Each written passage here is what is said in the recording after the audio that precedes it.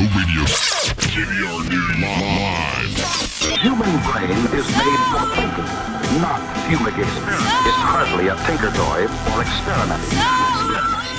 Not fuming with drugs. Why do we talk about marijuana? It's the single biggest drug that is a source of some confusion. This is really about educating the public about the fact that marijuana is a less harmful drug. Marijuana, that's to get high. You can be as high as you want. The prohibition of marijuana over the last 71 years has not actually prevented you from using marijuana. You feel weak. Closer to winning the war on drugs. I do believe there have been some successes. We will never arrest our way out of this problem.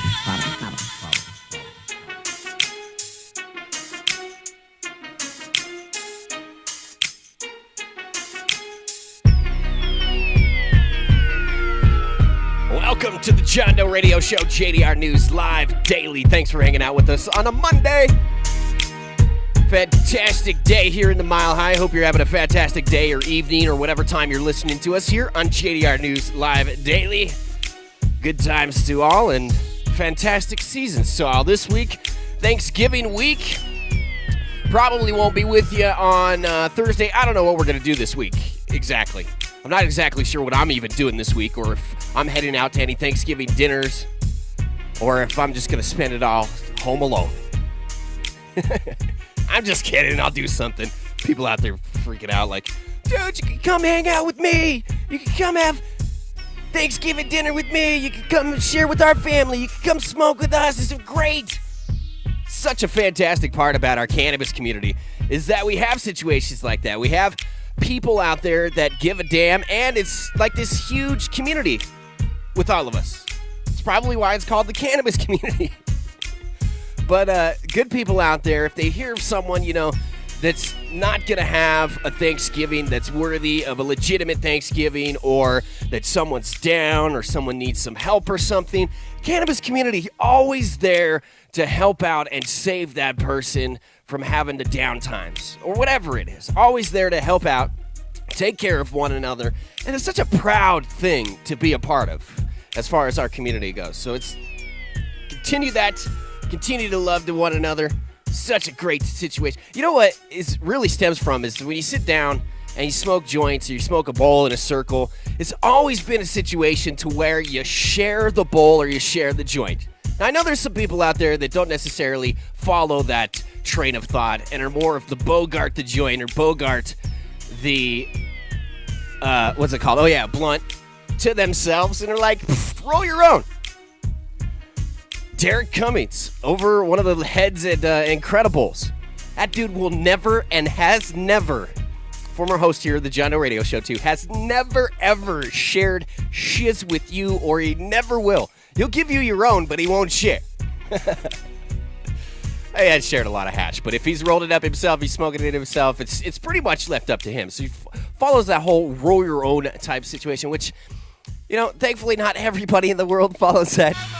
Otherwise, we'd be a lot less stony as a group, get together a lot less. Anyway, this is how we do it. This is JDR. Let's go. You're now listening to Illit Beats.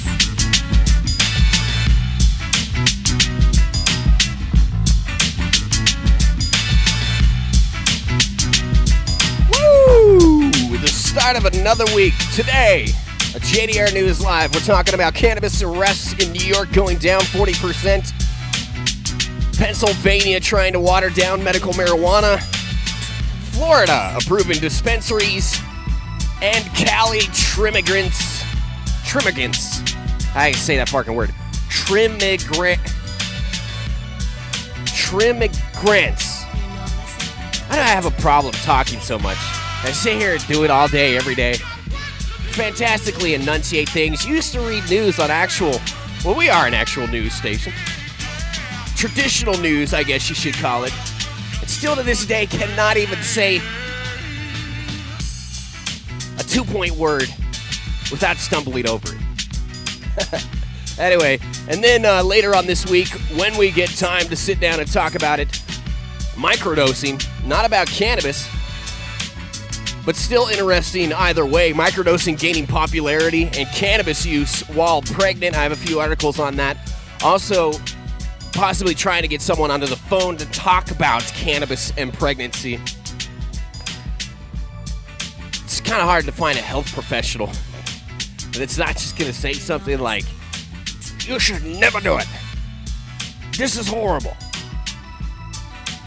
And meanwhile, not spinning the information that they have, spinning the percentages that they have, playing for the drug war. It's hard to find someone like that. Both a health professional and someone that's an anti-drug type person. You know what I'm saying? Anyway, what am I talking about right now? Big thanks to the people that make the JDR possible. Could not do it without the JDR Army.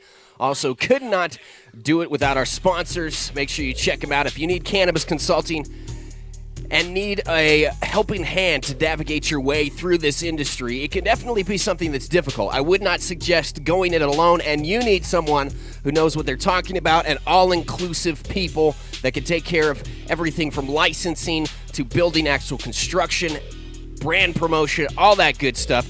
Holler at them, usacannabisconsulting.com. Kyle Allen, our good friends over there, I hope take care of you. I figured it out what it is, really. It's just me trying to be too talkative too fast. That's why we got to slur the words. And when I'm reading news stories, it's just because I can't read. I'll admit to that. I'll be the first one to say that. I mean, fuck it. Can't read. Problem? Go read, learn better. Go learn to read better. Also dyslexic when it comes down to it, so that may be a problem too. No, I'm not officially dyslexic. I've never been diagnosed with dyslexia, although that would be funny. It would explain a lot. The comprehension abilities and behavior, all that other good stuff. Anyway, check out our friends, usacannabisconsulting.com. If you need somebody a little bit smarter than me, a little bit more knowledgeable than me to take care of your business, usacannabisconsulting.com, and they'll take care of you.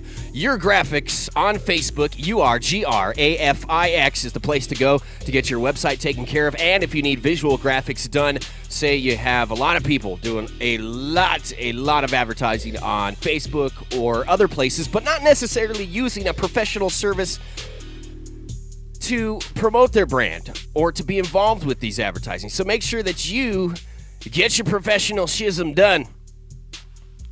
As opposed to professionalism, professional shiatsu. Anyway, holler at him, Jessica Trim. Good times. Tell her the JDR sent you. And last but not least, the reason why you're listening to us, if you're not listening to us live and it's a recorded version of JDR, you're streaming us, that is happening because of weedbiz.net. So show those folks some love over there. And also if you need some news from the South, or if you need this fantastic grow pod they have, fantastic place to go get it. Weedbiz.net. Not something that is Jake, not something, like I've said many, many times before, that you're not just going to put together with roll of duct tape. God, I am dyslexic today. What the hell is wrong with me? It's twice here within 2 minutes. We've flipped the switch backwards on shiz. Questions, concerns, comments, johndoeradio@gmail.com. Anyway, big thanks to our friends, weedbiz.net. They'll take care of you. And also, if you need to get some shirts, stuff like that done, you need stickers, we got a couple companies that are our favorites, have been friends with, specifically one of them for a long time, Handmade Apparel. Holler at them on Facebook, or you can search for them online, handmadeapparel.biz, I think was the website that they used before.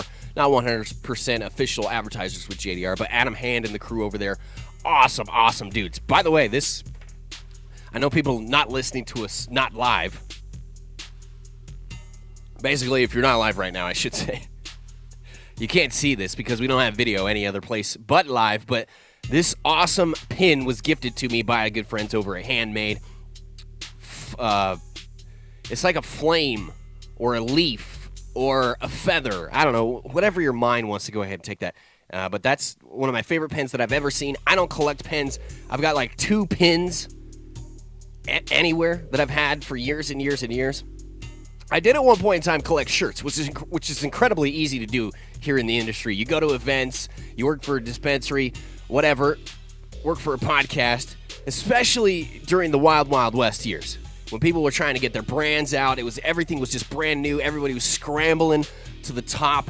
There was all sorts of material, hats, another one of my favorite collector's items. So I lost a lot of my hats when I wasn't necessarily the most sober and jumping from place to place. It's kind of hard to keep your materials together when you're in that type of situation, you know? So I highly recommend it. I highly don't recommend it for that specific situation right there. I highly do recommend it if you would like to lose your balls. Or marbles. All of the above. Fantastic way to do it. Try not to be sober. Anyway, this Fantastic Flame sticker pin. It's not a freaking sticker. What the hell?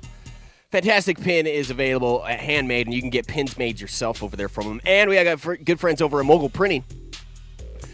Black Will Breathes and his crew. Good people over there.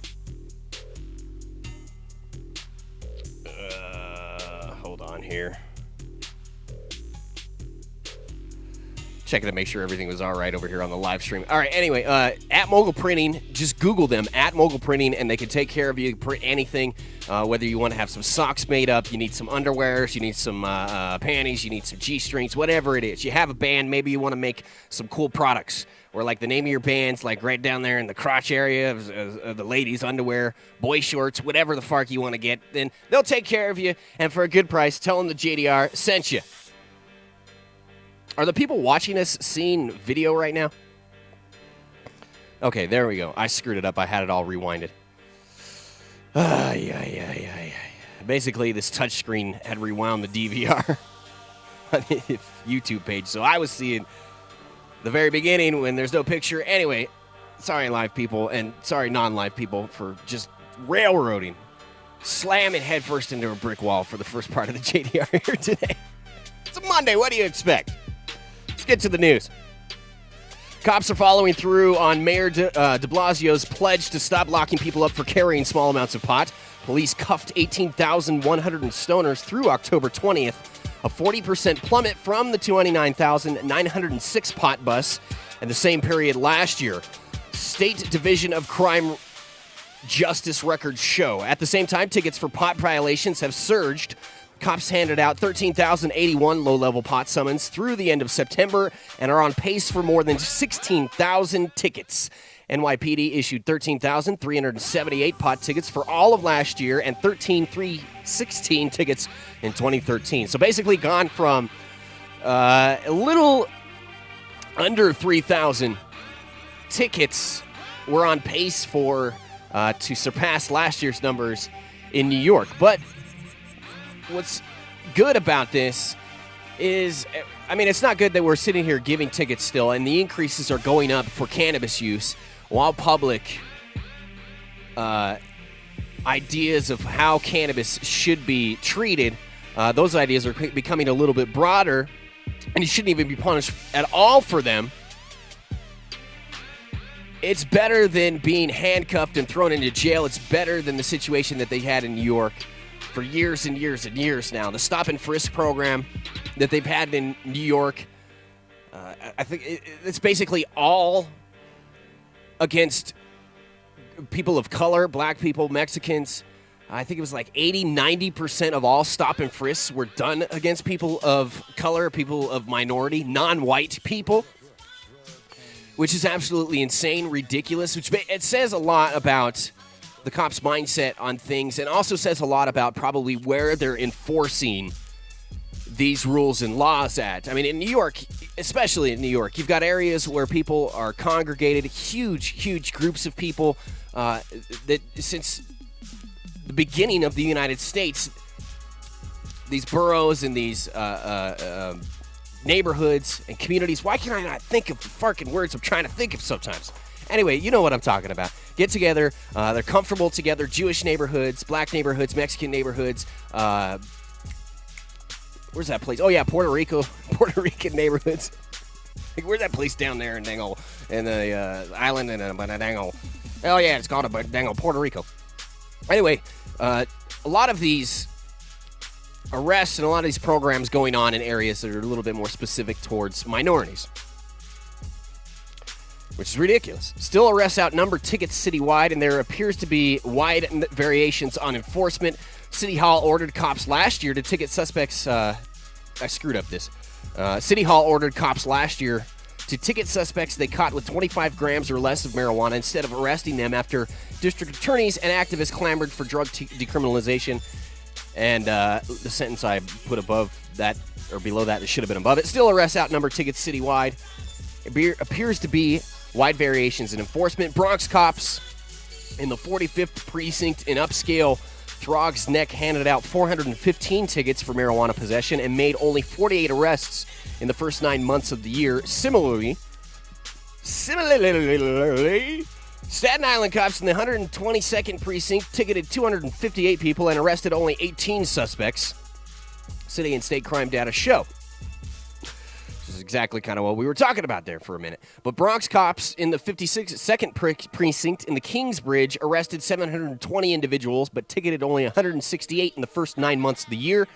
And Queens cops made 259 pot arrests, only ticketed 79 in South Jamaica's 113th precinct, the records show. Just the name sounds like that there would be major arrests and major ticketing going on in South Jamaica's 113th precinct. Doesn't even sound like it's from the United States. It sounds like you're in South Jamaica. Dude, you're making me crazy today. Marijuana use in public is still illegal, and the new policy is just to issue summons is putting rank and file officers in a difficult position. The police are being left in a nowhere land. Wherever the fuck that is. I guess that's why it's called nowhere land. No matter what they do, they're subject to criticism, says John Jay, criminal justice professor Eugene O'Donnell, which I guess John Jay is a criminal justice place where you can go learn from Professor Eugene O'Donnell. Should probably specify that in an article if you're listing two names in the same sentence, and one of them's a place. For cops, it's not really about marijuana. It's about finding marijuana on the way to finding a gun or more serious narcotics, which is ridiculous. What the fuck? The next story after this story at NewYorkPost.com is bum who attempted rape outed by his Batman jacket. Oh my God, what's this world coming to? It's a good thing that marijuana arrests are dropping 40%, and there's definitely changes happening in New York. Definitely reform going on. And I think in places like New York, other places where they've had serious drug issues, for instance, Florida, one of the places that's least resistant to any of this.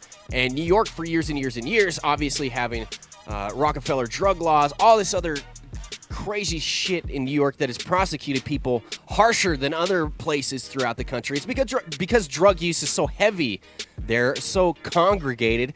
It was a port for people to be able to get drugs in. So drug laws have just been ridiculous there. These are some of the last people that are bailing from the drug war and are switching their ideas more towards a reform stance because they're seeing how in other microcosms and other small instances how legalization and how reforming the drug laws, fixing the drug war, is helping crime go down. And they're seeing specifically cannabis help do that. When we're reforming cannabis across the nation as it becomes legal in more and more states, especially here coming in the next year to 2 years, or past a year to 2 years, because obviously 2016 election 1 year away almost exactly. But they're seeing this and wanting to switch towards a situation where they can actually do something that works. I mean, it's not like they're not... The reason why they're switching to these reform laws and are being more apt to be supportive of reform is because nothing else is working. Because the drug war is showing them exact opposite results that they would like to see. And we can finally now get together, talk about it, spread it across the internet, write news stories about it that instantly go to people's phones. Bing! You're informed instead of word of mouth and being tricked and convinced by these drug war people that this is the right thing to do. People actually start to think for themselves, move forward, learn for themselves. They start to make change in the way that they're thinking, in the way that they think things should be done outside of them. So congratulations to you, New York, for getting that dang old thing done. Pennsylvania, we talked last week about how a bill to legalize marijuana was scheduled for a House vote today, but the vote has been pulled from the schedule. Sources told, by the way, thanks to ABC27.com, in Pennsylvania for taking care of the dang old news article for us. Sources told ABC 27 an amendment is expected to be introduced that would water down Senate Bill 3 by putting caps on THC and the cannabis plant. A rally was held outside the Capitol at noon. A family who lost their child to Dravet syndrome, a severe seizure disorder, will speak. They believe their child would still be alive if medical cannabis was legal in Pennsylvania. Oh, man. If you're in one of these places and you truly feel that cannabis is something that should be helping you, that can help you, and it's a life or death situation, you got to get the fuck out. You just got to move. You have to put yourself in the best situation that you possibly can to succeed in everything. It's obvious, sometimes harder to implement in times, sometimes other than other times. I completely understand that, trust me. But like I said, if it's life or death, if it's just making you miserable, you hate where you're at, you've got to sometimes pick up and just reset everything. And if that involves moving to a state where it's more accepted or a state where you can actually use cannabis to your benefit, why not do that? Easy for me to say, seeing how is the position I'm sitting in and always been a Colorado resident my entire life. I was fortunate enough to be born in these dang old mountains in the Colorado high country. And I love it. It's a good thing Coloradans don't actually talk like that, because that would be hell. That'd be worse than Texas right there. And dang old Coloradans, stupid voice. I can't listen to this dang old asshole anymore. I gotta change the channel. Cracks me up. So you gotta get to a place where it's accepted, and especially if it's like a kid situation. And time again, I don't know how many cases I've seen of the Dravet syndrome, where miracle drugs are thrown around quite a bit. Cannabis being a miracle drug. Herbs and spices, whatever the hell it is, being a miracle drug. That's thrown around quite easily. And I'm the last person in the world that's going to say, hey, this is a miracle drug. But in some situations, it is a miracle drug. Seeing how the risk versus reward, risk being almost nothing, reward being almost everything if it relieves something that's ailing you. Now, cannabis doesn't completely take away my migraines, but I'll tell you what, dang on migraines, in a situation I want to jump out the damn window and stab myself in the eye, then cannabis is a dang old miracle drug, because it takes that edge off of it. It takes that edge of wanting you to just die, and you're able to be focused. I mean, I'm not kidding you when I talk about these migraines and how bad they are sometimes. Completely farking up the chemistry of your brain, and not just pain, but depressing you, decision-making skills go down, just everything altogether. I mean, it's just completely inoperable person, not a person at that point in time. You're not yourself. So if you can do anything to relieve it at that point, even if there are some fallbacks to certain things, say it's a painkiller, or say it's, Imitrex that you take, man. I hate having to push the emergency button when it comes down to it, taking Imitrex. Because Imitrex wipes me out. I don't have the pain. I'm not in that horrible, I wish I would die type situation anymore. But it still completely wipes you out, farks up my stomach, sends me into outer space, and not in a good way. And it sucks. So if you're taking a medication, or if you're in a situation to where you have AIDS, or your cancer, or even less, headaches, ailments, like having sore muscles, or if you're a kid like we're talking about here, where you have Dravet syndrome, taking cannabis oil ends those seizures. Why would you not? I mean, there's no reason to not take that drug. There's no reason to not stop the seizures. It doesn't make any sense whatsoever. And to be in a place to where wants to prevent you from being able to medicate like that and be able to fix a situation when there's, let me remind you, almost no harm, no risk with cannabis. None that you can measure up against that serious of pain when it comes down to a migraine, or doing away with seizures in your very young child. I mean, sure, yeah, it's scary to possibly give your kid cannabis oil, or even think about cannabis use. But Dravet's is scary. Severe pain is super scary. And a lot of that scare just comes from generations, years and years, 80, 90 years of people telling you that this is a horrible drug and it is going to kill you. It makes no sense whatsoever that we're still in a situation to where people should fear cannabis and fear using it for an ailment that they have. It's ridiculous. You have to kind of overcome that hurdle of fear. Jump over it, keep sprinting, moving forward, and see what the results can be for yourself. If you're not getting the results that you don't want, or you aren't enjoying it, or it's not helping you in any given way, then discontinue. Just move on. If you can't make it work here in Colorado, you can't make it work in another place, then you may have to move on. Maybe you uproot yourself, but dying, that's the last thing that I would do. Die in a situation where you could have just fixed it by moving to another stupid piece of land under the sun, crossing an imaginary border where, you can't do it over there on that side of the line. It's just not going to work, but if you step over here with us, we'll take care of you. It's frustrating. Anyway, Kendra Nichols, that's the reporter on this story. Sorry about that. Those in favor of medical cannabis have been using the battle cry, still sick, still waiting, in Pennsylvania. I was looking forward to Pennsylvania I got a few friends that I follow and who I've known in Pennsylvania for a long time, and it would be nice to see. They really are involved in cannabis reform out there.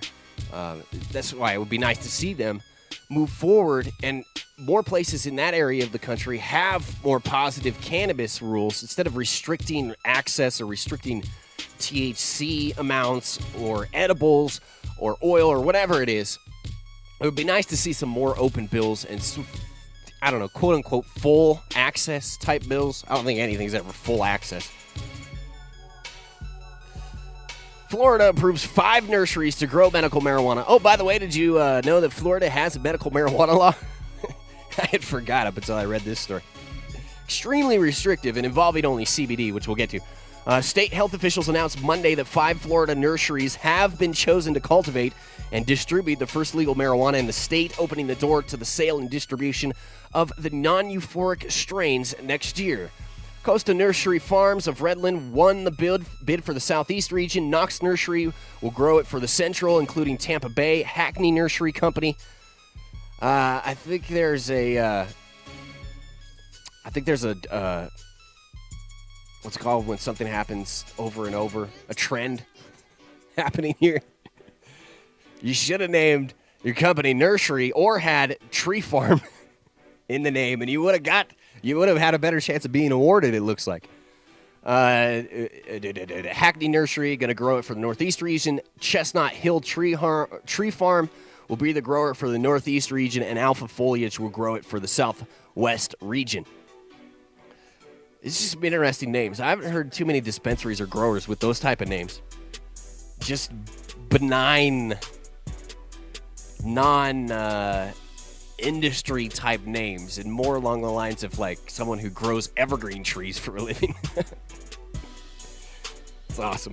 Each of the 5 nurseries teamed with consultants, investors, and out-of-state pot growers to develop their application and were chosen from a pool of 28 applications from around the world.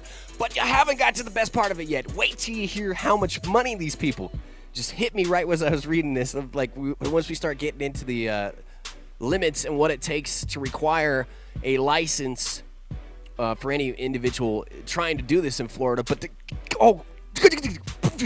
the number is insane. We'll get to it.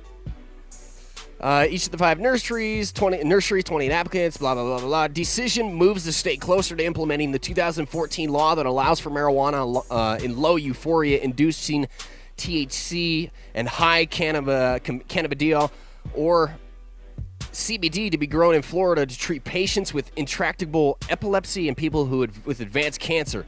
Under the law, applicants must have been in business in Florida for at least 30 years. Oh, that's why. Duh. And you also had to grow a minimum of 400,000 plants during that 30 years. I don't know shiatsu, and I think that's evidently clear about Florida's law, but we're learning here together, okay? It's the important part. So obviously you had to be someone who's grown over 400,000 dang old plants during that time. I wonder if that includes trees or poinsettias or roses or marigolds. Because, 400,000 varying plants is just crazy. One plant could be hard. Anyway, never mind. Stuck on the names and the companies that are allowed to grow this. Patients were supposed to have access to low THC products on January 1st when doctors who had undergone special training were supposed to begin ordering the medication, but the process has been delayed because of lawsuits and a judge's decision last year that tossed out health officials' first attempt in implementing the law. Department of Health has also come under fire by some legislators who complain that their agency's confusing rulemaking process had led unnecessarily to delays in making medical pot available to patients. Each of the growers now will have 10 business days to post a $5 million performance bond.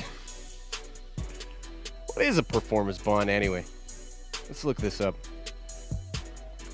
Because I got stuck on the $5 million. A performance bond, also known as a contract bond, is a surety bond issued by an insurance company or bank to guarantee satisfactory completion of a project by a contractor. The job requiring a payment and a performance bond will usually require a bid bond. Where the hell are they going to get that from? Because that seems like I guess they could get it from an insurance company. A bank is probably not going to issue any performance bonds to any of these cannabis companies. That's not going to happen.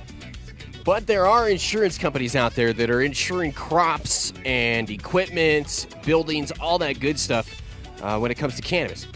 Yes, you can get your cannabis crop insured in some places. That's why you should holler at our friends USACannabisConsulting.com to help take care of you if you've got any questions about that. See?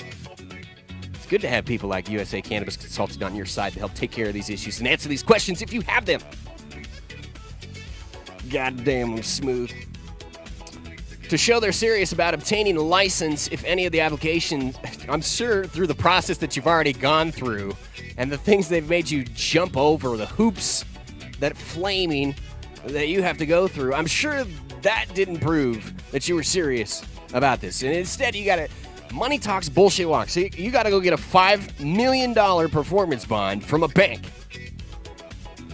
which nobody in the history of man has ever gotten one of these performance bonds for cannabis, but we want you to go get one.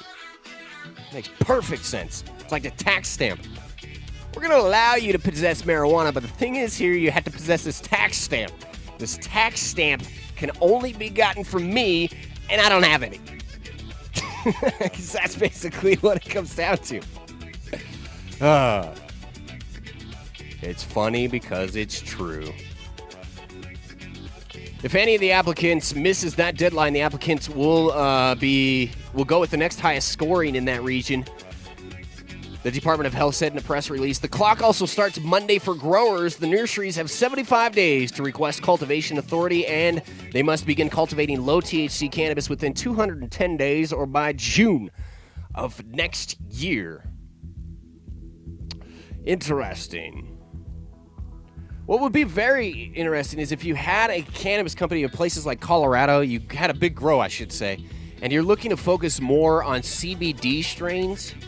What I would do, or if you're any emerging cannabinoid that's being allowed, what I would do if I owned that company is put people in places like Florida, other places with CBD-only rules, somebody that already knows how to grow, but something that you would like to specialize in the future and can do more research on. Opens up the ability for you to sell your THC-laden weed to the custies that come into Colorado from other states or the locals that want to act as custies. Just 90% of the cannabis users out there, unfortunately. Not you, or you, but you. Yes, you. You custy.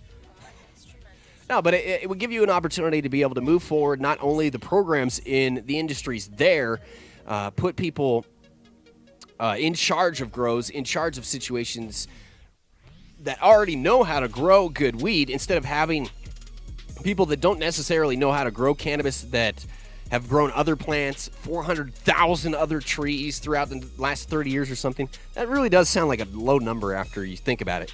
If you've been involved in growing for 30 years and you haven't grown 400,000 things, it seems like you should be at that point. So I'm sure that's probably why they put that in there. It makes sense now. Anyway, what was I talking about?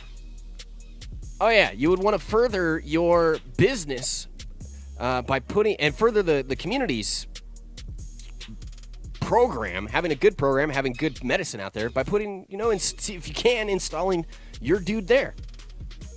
Making connections in the industry. I would be pushing for that if I was a cannabis business company. Reaching my hands out to these niche markets. And then who knows, maybe you have more time to grow THC strains here. You have obviously more time to grow your CBD strains, CBG, CBN, whatever else that you want to take care of over there. It gives you the ability to do research, grow out more plants.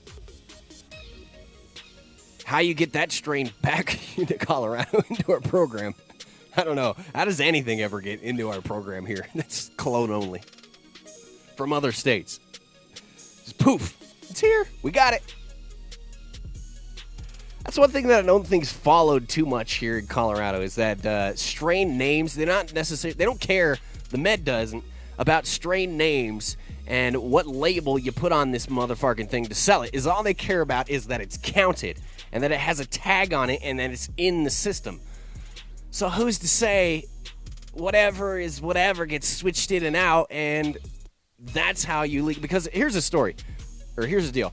From what I've understood is that they're trying to look more into this and how certain companies had certain strains, how they've built up those strains and legally had them from seed to sale, who popped them. Was it popped here in Colorado? I've heard stories about them trying to get to the bottom of that. What it sounds to me like is actually trying to happening is that other things are being investigated with these dispensaries or these companies, and this is kind of one of the things that comes into play with that. Is that where did this originally come from? Is this a seed that you popped here in Colorado? Is this a seed company that's from here in Colorado? Anyway, those rules get a little bit crazy when it comes down to it here in Colorado. We don't have, in fact, I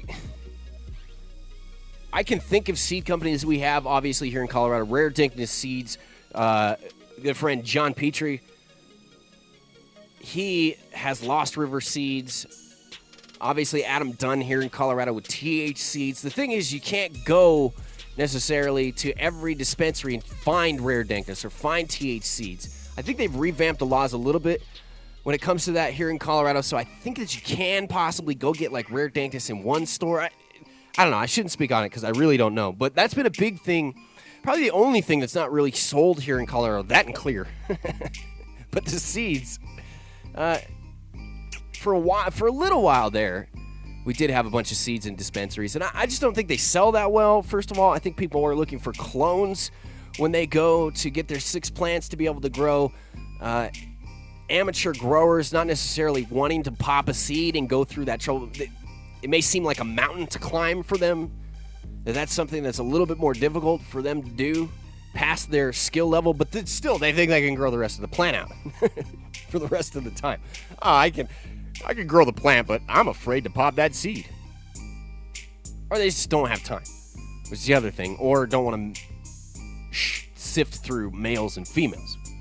Another big thing. So at some point, we'll probably have Scott from Rare Dankness. I know we'll have Adam back on from TH Seeds. So that's something that I got to put away in the memory bank to talk to them about it.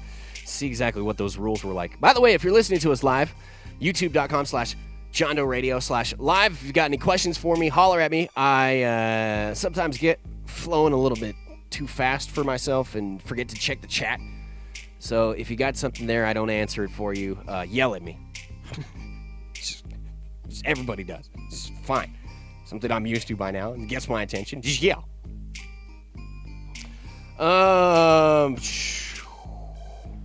Back to news. We're talking about Florida, and I think we're done with that. Are we done with that? Yes. Interesting rules in Florida. Trimmigrants flock to California to process marijuana.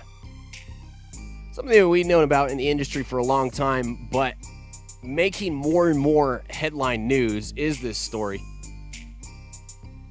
Except for traffic passing through the Highway 101, this northern Mendocino County of Willits. Wait. Let me start over. I screwed that up. What an idiot. Except for traffic passing through on Highway 101, this northern Mendocino County city is relatively quiet much of the year, but for 3 months in the fall, it gets an influx of world travelers, I should say, lured by marijuana trimming jobs, temporarily swelling the town's population of under 5,000 and instilling with it an international flavor. They're called trimmigrants, and they are integral parts of Northern California's lucrative marijuana industry, estimated to be worth billions of dollars and widely considered to be the major economic driver in Mendocino and Humboldt counties. But like the pot industry itself, reaction to their presence is mixed. The migrant workers contribute to the economy, but many effectively are homeless. I just heard a story today of a friend staying at a spot out there in Cali, and there's 15 dudes staying in this one little house. 15 dudes, man, just trimming pounds and pounds and pounds of weed. But 15 dudes, dude. Though the growers who employ them typically provide housing or a place to camp when not working, they camp illegally in parks, alleys, along railroad tracks and rivers. Some can't find jobs and turn to panhandling and frequent food banks. Annual March of Migrant Marijuana Workers. It's like the March of the Penguins. Annual. Let me see if I can read this like a National Geographic documentary. Planet Earth.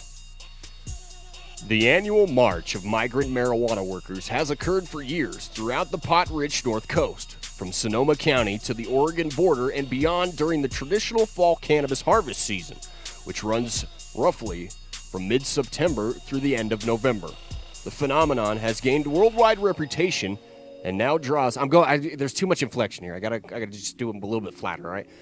The phenomenon has gained worldwide reputation and now draws an international crowd to rural places that are not on the usual tourist list. That's funny. It's really kind of fascinating phenomenon, Willits City Councilwoman Holly Madrigal said. At a local pub on the recent evening, German, French, Italian, and Spanish accents could be heard among the conversations as about 24 foreigners gathered to meet up with fellow travelers to play music. It's a melting pot, said a man from Spain who gave his name only as Paulo. Hey, Paulo. Like many of the foreign trimmigrants interviewed for this article, he said he's working in the cannabis industry to earn enough to continue traveling the world. He also works as a freelance photographer and online graphic designer. Most know before they arrive where to go to find work, typically outside supermarkets and natural food stores that potential employers are known to frequent in search of laborers. Those places include Walmart in Ukiah and Safeway in Willits. This is a long-ass article, by the way. We may not get through this whole damn thing, but I just thought this is hilarious. The March of the Penguins. And standing outside grocery stores. Yes, sir. Do you have any weed I can trim? Yes, sir. I would like to trim weed. Holding up a sign with dreads that just smell horribly. I mean, I can just picture it now. It's right here on the edge of my nose and on the tip of my tongue. It's just the taste and smell. It's ridiculous. 15 dudes in a trim house. They also know about local hangouts where they can find each other. A man from Germany said he didn't know two of his friends were even in the United States when he ran into them at a pub on Willits Main Drag, where customers are invited to mark their home countries on world maps already thickly covered in sticky dots. The owner of the pub declined to be interviewed. Trimming cannabis is tedious work, requiring hours of sitting and repetitive motion, but it's not difficult to learn, and it pays well. Using special tiny scissors. These tiny little scissors. What are these? Sold in hardware stores throughout the North Coast, trimmers earn anywhere from $100 to $200 a pound of finished product, snipping out the unwanted leaves from the resin-rich cannabis buds. which contain most of the plant's medicinal and intoxicational values. If you are really, really, really fast, you can trim 2 pounds a day, maybe more, said Eric of Guatemala. Look at that, a Guatemalan trimming 2 pounds a day on your ass. I could trim maybe like 2 ounces a day. It's probably why I'm not a trimmer. Probably not why I'm asked to not come back to the trim. And what's this dude doing? Is that as fast as he can go? I'm going as fast as I can go. If you're really, really fast, like I said, 2 pounds a day, like most, we should have. Man, it's long been an idea here on JDR, at least in my mind, that we should have a trimming competition. I've been thinking about this for years and years and years, about the Cannabis Olympics. Everybody always thinks about the smoking and who could smoke this the fastest, who could take the biggest hit, and that's like the Cannabis Olympics for some people. But I'm talking about the real Cannabis Olympics. Maybe it should be the industry Olympics. No, that doesn't make any sense. The Prohibition Cannabis Olympics. I don't know. We've got to work on the name. But anyway, basically the idea is that you would run, jump, and swim your way through. Which, never mind, I'm not going to go there. I was going to say something like people crossing the southern border. Mexicans might have a little bit more of an advantage in this Olympics, but that's offensive. Should not say that, damn it. No, but basically, a situation to where it's like you have trimming. That's a skill. Run, jumping, and swimming as the cops chasing you. So we get somebody in a cop uniform that just starts running after you during the obstacle course, and you have to try and avoid this person and avoid from being handcuffed, and you gotta like dive under the wires and through the mud and jump over the pommel horse, and then there's the climbing wall that you gotta get to and get over, all the while this bastard's chasing you. And then when you get over, you gotta roll up a doobie, and that doobie's then taken a photo of it, it's judged, and then as you go down the zip line, you've got to light the doobie, and if you can actually light the doobie while you're on a zip line, you get extra points, and you see where I'm going with this? This is fantastic. That's just me shooting off the top of my head. Water. Beautiful. Anyway, back to the story. Like most others in the trimming business, they would not reveal their full names, and acknowledgement that marijuana laws remain murky at best, rendering trimmers subject to possible arrest. Legitimate medicinal marijuana cooperatives aren't supposed to pay employees, so most of the hired hands likely are working for people who are also growing marijuana illegally. Oh, that's not necessarily true. Ukiah attorney Bob Boyd, over the years, has defended a number of foreign trimmigrants snagged in law enforcement actions. Trimmigrants. It's a funny name. They get their passports seized. I get a call from mom and dad back home, he said. Trimmigrants normally don't want future employers or their families to know about their temporary jobs in the underground industry. Most of the foreigners also lack permits to legally work in the country. The influx of foreign trimmigrants has exploded in the past 5 years. The trimmigrant thing has become huge, said Tim Blake, founder of the Emerald Cup, the North Coast's premier annual pot judging contest and festival, being held this year, December 12th and 13th at the Sonoma County Fairgrounds. I gotta get to that, man. So many awesome people go to that. I would highly recommend the Emerald Cup. Is it the Emerald Cup? I think that's the one I'm thinking of. I don't know. People in the chat, I know y'all from up there in that angle area. Is the Emerald Cup the one I'm thinking about that's super dope, or is that the Custody? That's not the Custody one, is it? I'm not talking about High Times, no.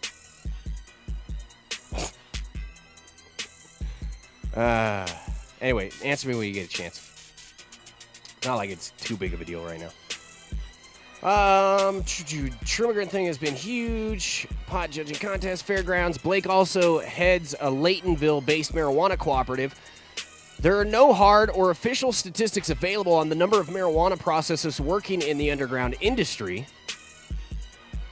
Next page. The figures are almost impossible to access. This is just a fascinating story. I'm telling you right now. That's why we can read this long about it.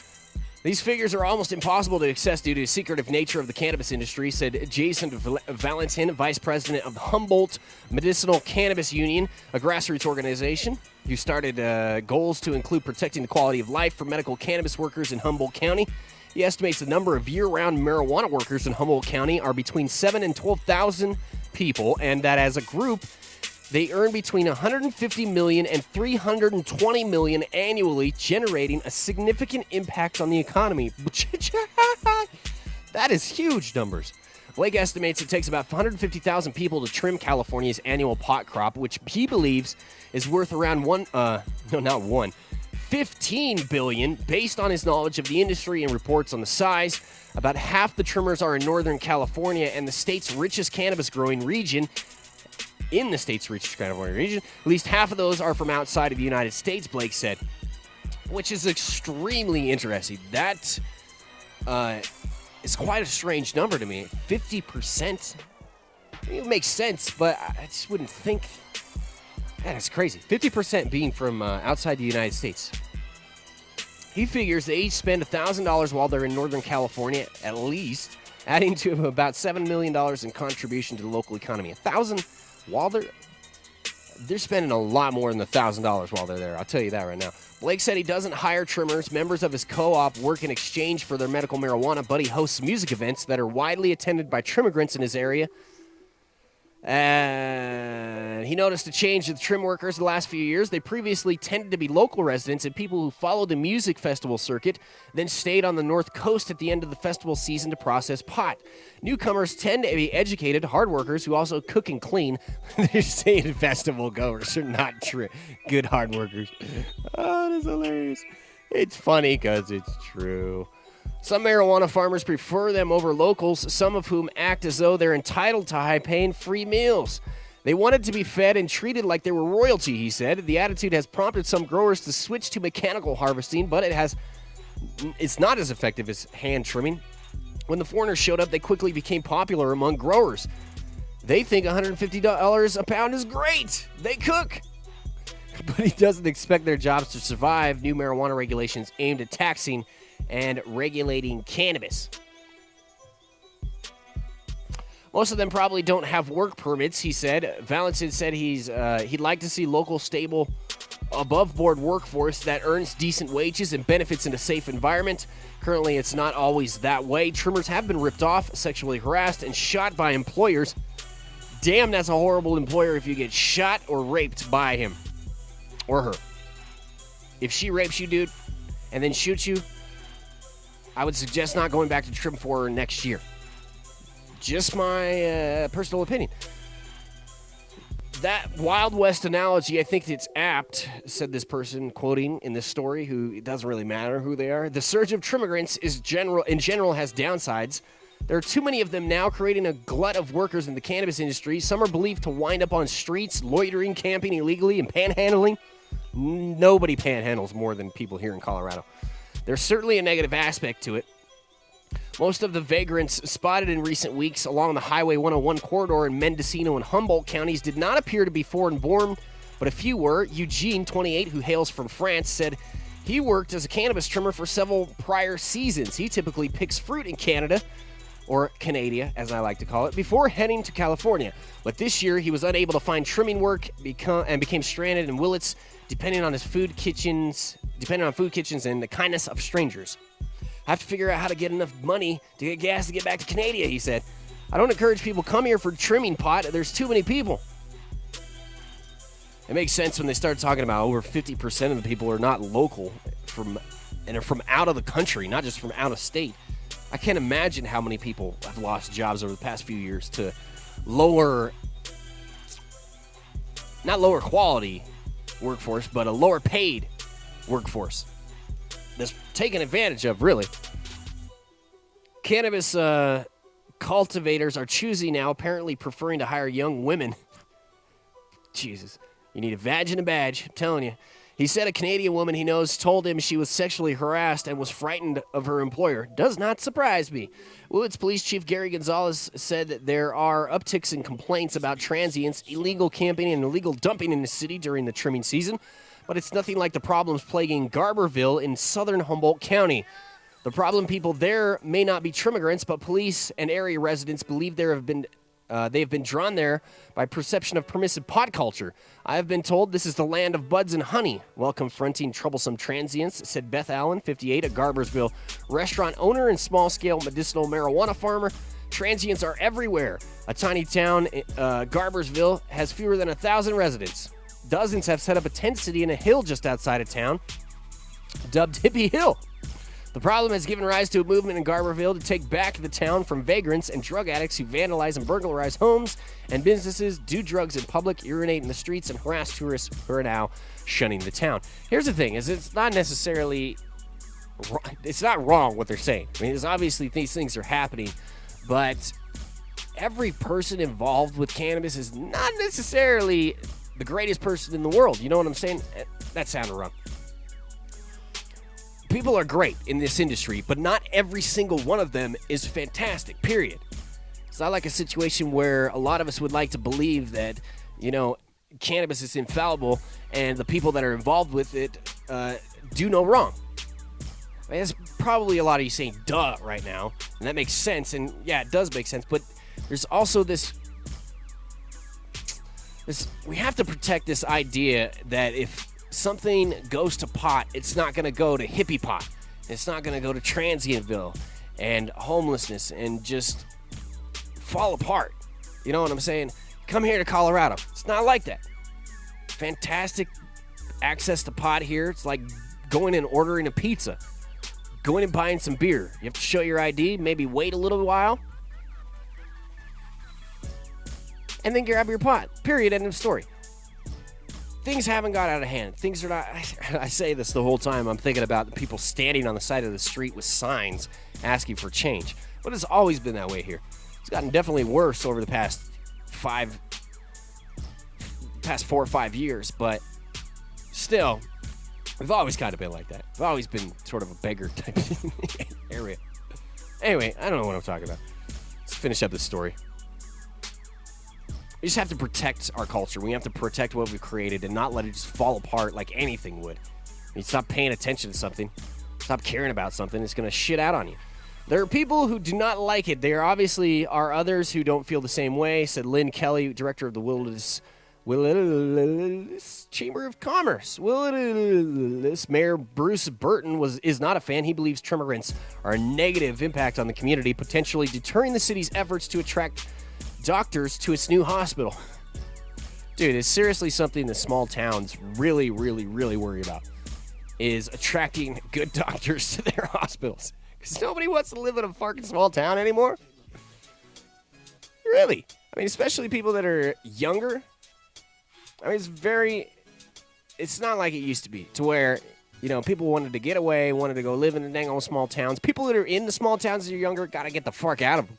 They want gone. That's why towns are dying, especially here in eastern Colorado. I'm sure wherever it is you are, you could list a spot where the small town has dwindled and it hasn't gained people.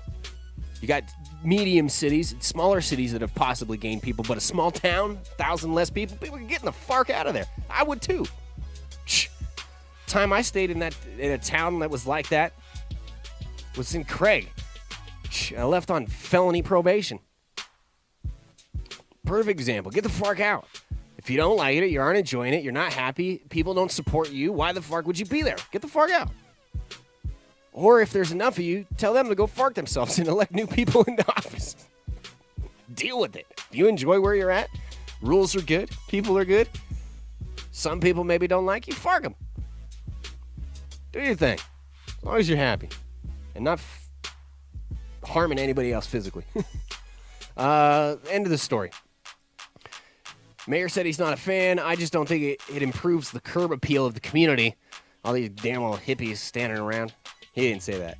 He also doubts that trimmers are spending significant amounts of money in Willits. This lady's been told by business owners that trimmers do spend money in local stores and restaurants. It doesn't hurt business, said Kevin Bedford, the area director of the Lumberjacks restaurant chain. But the side effects on the phenomenon also cost the city in social and public services. I think it's going to be a wash economically, she said. Such an up and down, funny, interesting article. Sometimes I think of like what I would think that other people would think that trimmigrants are like cockroaches. That's what I would think, that people that aren't necessarily super pro-cannabis don't understand what's going on or what's happening. Why are there so many people coming to this town right now? Why do they look like hippies? Because of trimmigrants, Darcy. I don't like them. And so the story was told. All right, that's going to do it for today on JDR. Got an hour in for you. Fantastic. Almost exactly an hour, actually. I look down at my watch, and bam, it is an hour. Thanks for hanging out with us, the JDR Army. You, the great people of JDR, is why this show does happen. Lot more people listen to this show, the recorded versions, than they do in the live chat room. But if you get a chance and you can join us in chat, please do. Questions, comments, all that other good stuff addressed in chat. Holler at us Monday through Friday, starting at 6 Mountain Time, 6 Colorado Time. Wherever the hell that is, where you're at, come and hang out with us live for an hour. Sit around, talk and chat. And who knows, if this shit gets expanded, more and more people start coming to hang out in this chat, we'll stream more. Older JDRs. I have tons of JDR, old school JDR shows on CD that we can get put together, and we can just hang out together, chat back and forth, discuss stories, discuss business ideas, all that good stuff. So tell your friends about us. Live Monday through Friday, 6 Mile High Time, youtube.com/JohnDoeRadio/live. That's how you get us. You can also get our shows that have been recorded, every single last one of them, from the time this bike, Jesus. You can get every single one of our shows that we've recorded recently in this recent bike area at johndoerad.io. johndoerad.io is where you can go to get that dang old stuff. I tried explaining like 5 things at once there, and my brain was like, this is making sense to you, but it's not making sense to anybody that's listening right now. So why don't you just stop? And then it hits the eject button. And then I'm like, yep. Today was fun. Hope you had a fantastic time. Super stony show. Cracked myself up. Lots of self-deprecating humor, which is always enjoyable. Until we meet again tomorrow, big thanks to our sponsors here at JDR, YourGraphics.com. Also, Your Graphics on Facebook. You should holler at them if you need to get a website done or if you need some sort of graphics, hence the name URGRAFIX. Good friends over at weedbiz.net. Weedbiz.net. And last but not least, JDR News Live Daily, brought to you by good friends at USACannabisConsulting.com. Holler at Kyle. Tell him the JDR sent you. If you need help navigating through this industry, get somebody you trust. USACannabisConsulting.com. I'm going to go grab some food, drink some water, play some video games, and smoke some weed. My American dream. Hopefully you're enjoying yours. Until we meet again tomorrow, I'm John Doe, Tim C.